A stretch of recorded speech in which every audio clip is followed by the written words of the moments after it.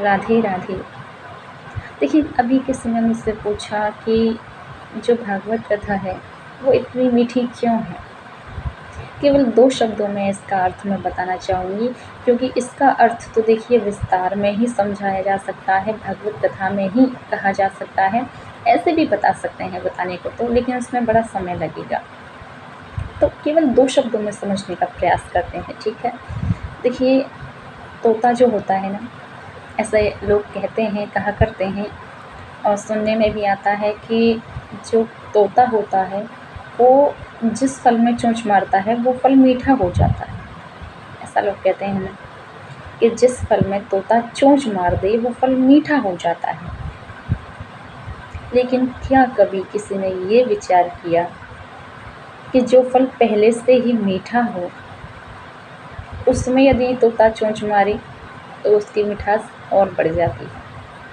कहने का तात्पर्य है, ज़रूरी नहीं है कि तोता यदि किसी फल को चख ले तो ही वो मीठा हो सकता है तोता उसी फल में चोंच मारता हो जो फल पहले से ही मीठा हो। ऐसे ही समझने का प्रयास करिए। भागवत कथा तो पहले से ही मीठी थी, बस सुखदेव जी रूपी तोते ने उनमें चोंच मार दी, जिसके कारण ये कथा और भी मीठी हो गई। देखिए, इस बारे में मैं और विस्तार से आपसे चर्चा करना चाहूँगी, लेकिन इतना समय नहीं है कि मैं इसे इतने कम शब्दों में इसको मैं कह सकूँ, बता सकूँ, क्योंकि इसके बारे में जितना कहूँ उतना कम है। भागवत कथा का महत्व तो सभी जानते हैं, देव दुर्लभी ये कथा है।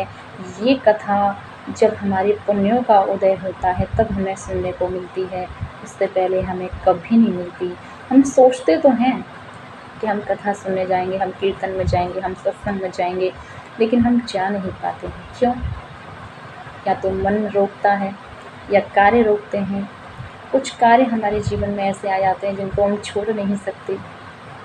जैसे संसार में अगर आप रहोगे तो कुछ आपकी दिनचर्याएं होती हैं। सुबह उठते हैं, अपना जो भी आपकी नित्य क्रिया है उनको निवृत्त होकर उसके बाद आप अपने काम पर जाते हैं और शाम को वापस आते हैं, तो आपके पास इतना समय नहीं बचता। हाँ, समय नहीं बचता, मैं मानती हूँ, लेकिन जीभ भगवान ने सबको दी है, ये ज़ुबान भगवान ने सबको दी है। ये ज़ुबान बिना हड्डी की है, लेकिन 100 हड्डियाँ तोड़वाने का सामर्थ्य रखती है। ज़ुबान का महत्व समझिए।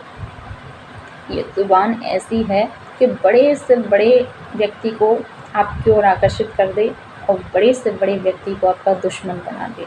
इसलिए जब भी बोलिए मीठा बोलिए, अच्छा बोलिए, अच्छे शब्दों का चयन करिए। किसी से भी ऐसी वाणी मत बोलिए कि उसको चुभ जाए, बुरा लग जाए।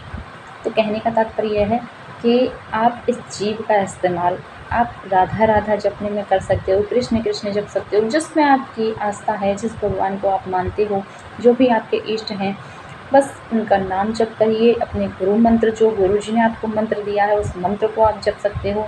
आपका ना कोई खर्चा लग रहा है, ना आपका कोई समय जा रहा है।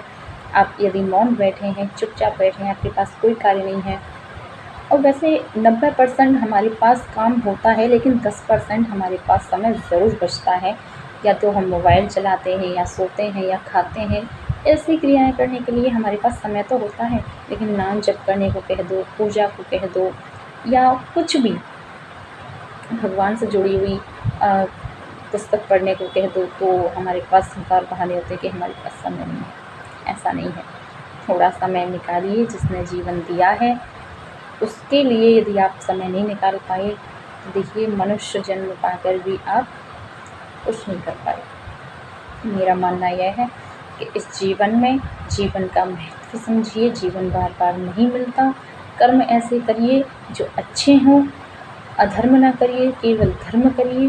मैं ये नहीं कहती कि अपने कार्य मत करिए, अपना कार्य करिए। अपने कार्य करते हुए भगवान को मत भूलिए। वो कहते हैं ना कि जग में रहो पर हरि न भूलो। जग में रहो पर हरि न भूलो, कर्म करो जिंदगानी में, और संसार में रहो तो ऐसे रहो जैसे कमल रहता है पानी में। संसार में रहना बुरी बात नहीं है, धन कमाना बुरी बात नहीं है, लेकिन आसक्त हो जाना, धन कमाना है, धन कमाना है, धन कमाते कमाते कमाते आपकी उम्र निकल जाएगी और आप कभी भी जीवन में ना आप भक्ति कर पाओगे, ना अपने बच्चों को समय दे पाओगे और ना आप जीवन में कुछ कमा पाओगे। क्योंकि जब तक आपने अच्छे कर्म नहीं कमाए तो आपने क्या कमाया? धन तो आपका यहीं रह जाएगा, कोई धन लेकर थोड़ी जाता है। तो ऊपर जाकर क्या जवाब दोगे? प्रभु जब पूछेंगे कि तुमने क्या कमाया? धर्म किया होगा तो आप बता सकोगे, अधर्म किया होगा तो आप क्या बताओगे? इसलिए जग में रहना है पर हरि को नहीं भूलना है, कर्म करते रहना है और संसार में रहना है तो कमल की तरह रहना है। कमल के ऊपर यदि आप वही कीचड़ का पानी, जिस कीचड़ में कमल उगता है ना, वही पानी आप डाल दोगे तो वो उस पर ठहरता नहीं है। ऐसे ही लोगों के बीच में आपको रहना है, सबके साथ रहना है, सारे रिश्ते नाते निभाने हैं, लेकिन इस तरीके से निभाने हैं जैसे उनको तो लगे कि आप उनके अपने हो, आप उनसे बहुत प्रेम करते हो, लेकिन अपने भीतर उनके प्रति भाव रखिए, प्रेम रखिए, लेकिन अपने चित्त में, अपने मन में, अपने हृदय में केवल और केवल अपने इष्ट देव, अपने भगवान को, अपने गुरु को रखिए।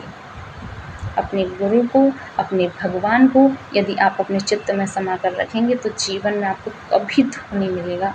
जहाँ तक मुझे लगता है कि जो व्यक्ति ऐसा करता है उसके जीवन में कभी कोई कष्ट आ ही नहीं सकता। बस मैं इतना ही कहना चाहूँगी। राधे राधे।